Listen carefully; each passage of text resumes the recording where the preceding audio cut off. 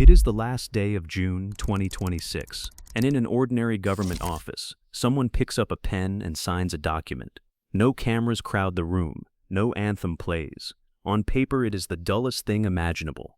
A procurement contract, a shipment of trucks, armored trucks, more than 100 of them, built in a factory in Canada, paid for with European money, bound for a country most people would struggle to find on a map. And yet, more than 1,000 miles to the east, in Moscow, that quiet little signature is read as something else entirely.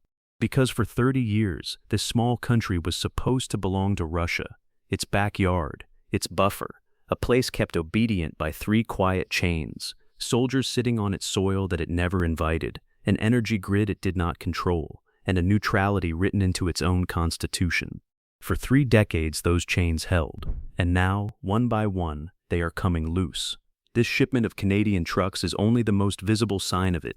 Here is a country with an army of barely 6,000 soldiers, where the defense minister openly admits that 90% of the equipment is Soviet scrap from the 1960s to the 1980s. Here is a country with 1,500 foreign troops planted on its territory, troops it has begged to leave for 30 years. Here is a country that, one bitter winter, Moscow tried to freeze into submission by cutting off the gas, and it did not break. Here is a country whose president Russia spent hundreds of millions of euros trying to defeat, and she won anyway. So how does a place this small, this poor, this surrounded, slip a grip that held it for 3 decades? And why does a boring shipment of trucks have the Kremlin watching so closely? This is the story of Moldova, the little country quietly walking out on an empire, and the pact that is pulling it into the arms of the West. To understand what those trucks really mean, we have to go back. Back past this signing room, past the war next door, all the way to 1991. Back to the moment this country was born broke, divided, and already half inside Russia's pocket. It is 1991, and the Soviet Union is collapsing. Moldova declares independence. It is instantly one of the poorest states in Europe, a sliver of farmland between Romania and Ukraine, and almost immediately it makes a fateful choice. It writes neutrality into its constitution. No alliances, no NATO, on its own. In 1991, that sounds like wisdom. Later, it will look a lot like being left outside in the cold with no coat. And the trouble starts almost at once. On the eastern bank of the Dniester River lies a narrow industrial strip called Transnistria, home to a large Russian-speaking population that wants no part of a Moldova drifting toward Romania and the West. In 1990, it declares itself a breakaway republic. Fighting breaks out. By the spring of 1992, it is a real war, and it is not a fair one, because sitting inside Transnistria is the Soviet 14th Army, and it does not stay neutral, it backs the separatists. In July 1992, a ceasefire is signed, and it freezes the map exactly where Moscow wants it. Transnistria slips out of Chisinau's control for good, and then the Russian soldiers simply stay, around 1,500 of them, organized today as the operational group of Russian forces, guarding among other things an enormous old Soviet ammunition dump at Kobasna. Moscow calls them peacekeepers, Moldova calls it an occupation. Either way, they become chain number 1, a permanent open wound, a frozen conflict that holds the country's territorial integrity hostage and gives Russia a veto over its future. You cannot join the West cleanly when a foreign army is parked on your soil. Chain number 2 is energy. For decades, most of Moldova's electricity comes from a single power plant, the Kuchiergan station. And where does that plant sit? In Transnistria. And what does it run on? Russian gas, handed to the separatist region essentially for free. Here is the part that tells you everything. Gazprom bills the government in Chisinau for that gas, while consumers in Transnistria pay pennies, and Moldova ends up buying back its own electricity, effectively financing the very separatists occupying its territory. Think about that arrangement for a second. Moscow gets to keep the lights on in Moldova and switch them off whenever it feels the need to send a message. At its peak, that plant covers between 70 and 90% of the country's power. That is not a supply contract. That is a leash. And chain number 3 is that constitutional neutrality, the promise to stay outside every alliance, alone and unprotected, which suited Moscow just fine. Underneath all 3 chains sat one ugly fact: Moldova could not defend itself. For 30 years, nobody invested in the army. The budget crawled along at around 0.3% of GDP, one of the lowest figures on Earth, when the current defense minister, Anatoly Nosati, was asked about the state of his forces. He did not spin it. In his words, 90% of the equipment is of Soviet origin, dating to the 1960s through the 1980s. And as he put it, you cannot modernize a ZIL-131 truck or an anti-aircraft system built in the 1970s. Soldiers were reportedly buying their own T-shirts because the state could only cover a few days' worth. This was the shape of the country in Russia's shadow: weak, divided, and dependent. Then, in February 2022, Russia invades Ukraine, and every one of those quiet vulnerabilities suddenly turns into a loaded gun pointed at Moldova's head. In the early days of that war, a Russian-aligned figure displays a map with an advance line running all the way from Odessa to Transnistria. In other words, Moldova is on the board. It could be next. In Chisinau, people wake to the sound of explosions carrying across the border from Odessa on a cloudy morning and think for a moment that the war has already arrived. The president, Maya Sandu, says out loud what everyone fears, that the army has been neglected for 3 decades and cannot defend the country. That is the moment the fear becomes a plan, and the plan is simple to state and hard to do. Break the 3 chains quietly, one at a time. Watch how they come off. The first chain to snap is energy, and it snaps in the most dramatic way possible. On January 1st, 2025, the gas transit deal between Russia and Ukraine expires, and Ukraine refuses to renew it because it will not keep funding the war grinding through its own country. The gas to Transnistria stops. Now, Russia has options here. It could reroute the supply through other pipelines. It chooses not to. It would rather let the region freeze, betting that a humanitarian crisis in the dead of winter will crack Moldova and hand power back to pro-Russian politicians. In Transnistria, the heating dies, factories shut. 3 people are reported dead from carbon monoxide poisoning as households turn to unsafe means to stay warm. And Moscow's plan backfires spectacularly. The European Union rushes in with an emergency aid package. Moldova turns west, buying power through Romania. It had already been building the escape hatch, a new high-voltage line running from Volcanesti to Chisinau, letting the country import electricity directly from Romania without begging Transnistria for a single kilowatt. The plant that once supplied up to 90% of Moldova's electricity had already been cut to around 37% by the end of 2024. Russia played its energy card, the strongest card in its hand, and watched it collapse. The leash was cut, and here is the beautiful irony. The crisis Moscow engineered to break Moldova is the thing that finally freed it. The second chain is politics, and this one Russia fights for with everything it has. Because the real battle for Moldova was never going to be tanks, it was going to be elections. In 2024, Moldova holds a referendum on writing its European path into the constitution and a presidential vote. Russia pours in money, cyber attacks, fake news, and one of the largest vote-buying operations the region has ever seen, run through networks tied to the fugitive oligarch Ilan Shor. Moldovan investigators reported tens of millions of dollars funneled to well over 100,000 citizens in a single stretch, cash for votes, straight from accounts abroad. The referendum passes, but only by a whisker. Sandu is re-elected.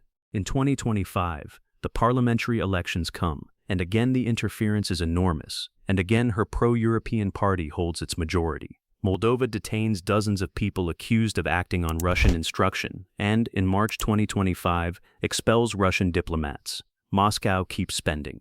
Moldova keeps voting the same way. It quietly becomes something remarkable, a model for how a small country survives hybrid warfare.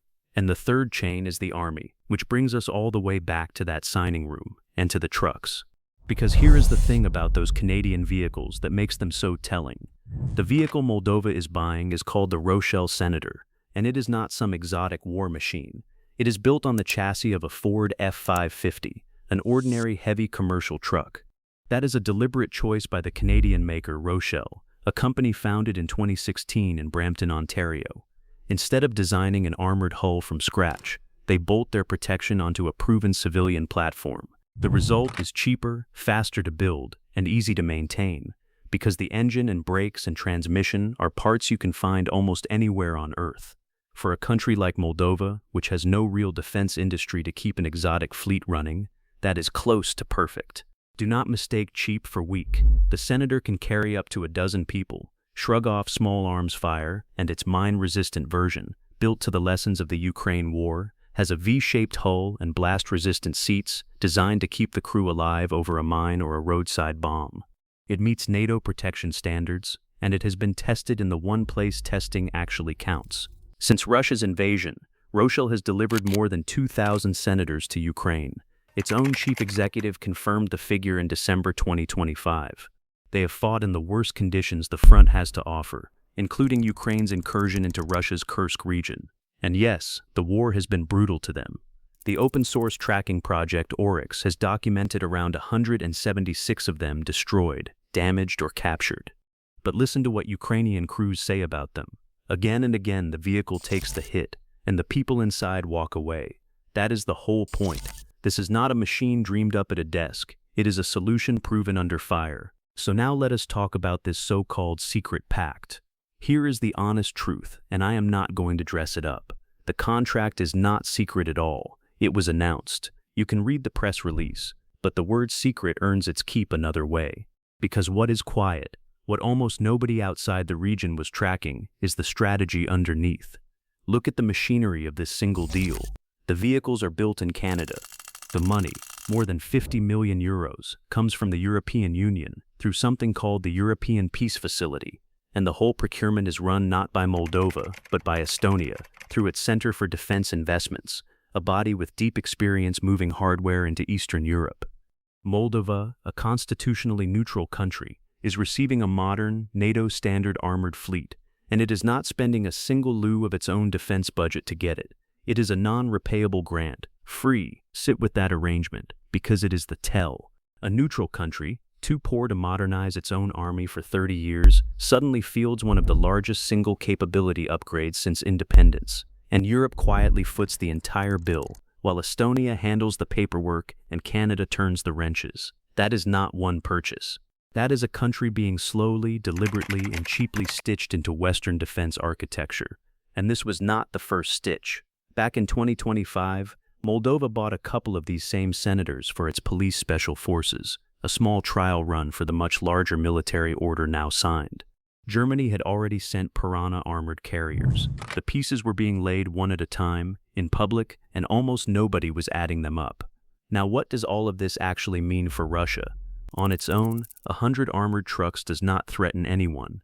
These are defensive vehicles for moving soldiers safely, not tanks for storming a border. But Moscow does not read them as trucks. It reads them as direction. Russia's entire strategy in Moldova was built on keeping the country weak, divided, and neutral. A Moldova that is arming, integrating, and growing confident is the precise opposite of that strategy. And the most exposed piece on the board is Transnistria. Those 1,500 Russian soldiers are geographically trapped. Ukrainian territory sits between them and Russia. There is no land bridge, no easy way to reinforce or resupply them. Every time Moldova grows a little stronger and a little more Western, that isolated garrison looks a little more indefensible, and Russia's excuse for being there, protecting the region, rings a little more hollow. Which is exactly why Russia's real weapon here was never going to be the tank. It is the lie, the disinformation, the covert cash, the manufactured crisis. Moscow does not need to invade Moldova. It needs to destabilize it from the inside and vote in a government that turns the car around. The trucks do not stop that, but they are a signal, hard and physical, that Moldova has already chosen its road. And the country is not slowing down. Its real prize is not armored vehicles. It is membership in the European Union, with a target around 2030.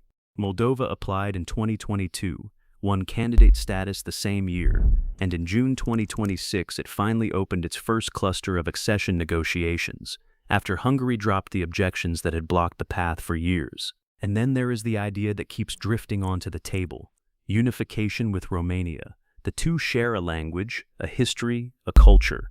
Hundreds of thousands of Moldovans already carry Romanian passports, President Sandu among them.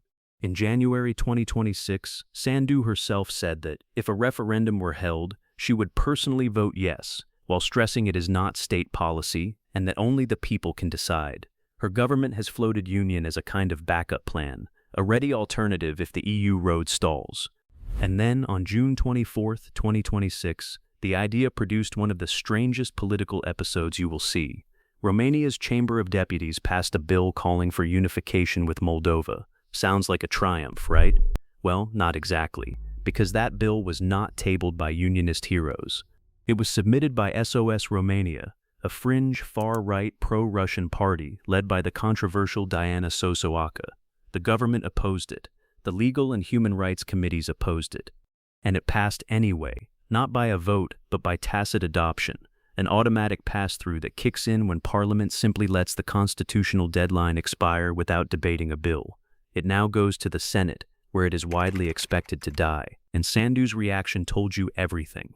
She called it a document proposed by an agent of Moscow, whose only purpose was to discredit the idea of unification by making it look like a foreign land grab. In other words, Russia may have tried to sabotage the Union by pretending to cheer for it. Even so, the idea is no longer fringe. Polls put support for unification inside Moldova at somewhere around 42 to 44%, higher still among Moldovans living abroad, and above 70% in Romania itself. The passports, the power lines, the trade, the new bridges across the Prut. Some analysts argue that, on the ground, the two countries have already begun quietly growing into one, whatever any parliament decides. Now, I would be lying to you if I painted this as a clean victory, so let me be straight about the limits, because they are real. Moldova's army is still tiny. 100 armored trucks is a serious upgrade for a force of 6,000, but it does not turn this into a military power, and it does not solve the hardest problem. Transnistria is still there. The Russian soldiers are still there. That knot has held for more than 30 years, and untying it is far harder than any procurement contract, because changing Moldova's sovereign status faces enormous legal and popular hurdles. Unification does not have majority support at home, and even the 2024 EU referendum barely squeaked through. The energy independence is real but thin. The country now leans heavily on imported power through a small number of lines. And in early 2026, a single fault in the middle of winter plunged much of Moldova into darkness for hours, a reminder of how delicate the new system still is, and Russia has not surrendered. It is still spending, still lying, still working every election. None of Moldova's gains are locked in. Every one of them could, in theory, be reversed. But none of that changes the shape of the thing. The direction is unmistakable. For decades, Russia held this country with three chains: soldiers it never invited, an energy grid it did not control, and a neutrality that left it alone in the dark. Today, all three are unraveling at once. And that dull little contract, those Canadian trucks bought with European money and run through an Estonian office, is one of the most honest symbols of it you will ever find. Not because it is powerful on its own, but because of everything it quietly represents. A country that decided, after 30 years, to stop looking east for permission and start looking west for a future. The backyard Vladimir Putin thought he owned is walking, slowly and deliberately, toward the gate, which leaves us with one question, and it is the one Moscow is asking too. Is this the beginning of the irreversible collapse of Russian influence in this corner of Europe? Or is it just the quiet before the Kremlin plays its very harshest cards for a country it can feel itself losing? Either way, the pen has already touched the paper, and in geopolitics, some signatures cannot be unsigned.